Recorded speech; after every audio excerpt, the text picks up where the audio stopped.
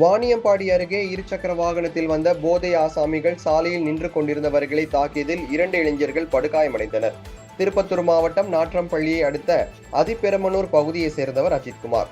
இவர் திம்மாம்பேட்டை அடுத்த மேல்பள்ளத்தூர் பகுதியில் உள்ள இவரது பாட்டி இறந்து விட்டதால் துக்க வீட்டிற்கு சென்றுள்ளார். உடன் உறவினரான அருணாச்சலம் என்பவரையும் அழைத்து சென்றுள்ளார். அப்போது இருவரும் சாலையில் நின்று கொண்டிருந்த போது 2 இருசக்கர வாகனங்களில் வந்த சதீஷ்குமார், தனுஷ், சதீஷ்குமார், விஷ்ணு ஆகிய 4 பேரும் சாலையில் நின்று கொண்டிருந்த அஜித்குமார், அருணாச்சலம் ஆகிய இருவரையும் ஓரமாக நிற்காமல் சாலையில் நிற்பதா என கேட்டுள்ளனர். அப்போது இரு தரப்பினருக்கும் இடையே வாக்குவாதம் ஏற்பட்டுள்ளது. அப்போது வாக்குவாதம் முற்றி போதையில் இருந்த 4 பேரும் சேர்ந்து அஜித்குமார், அருணாச்சலம் ஆகிய 2 பேரையும் தாக்கியுள்ளனர்.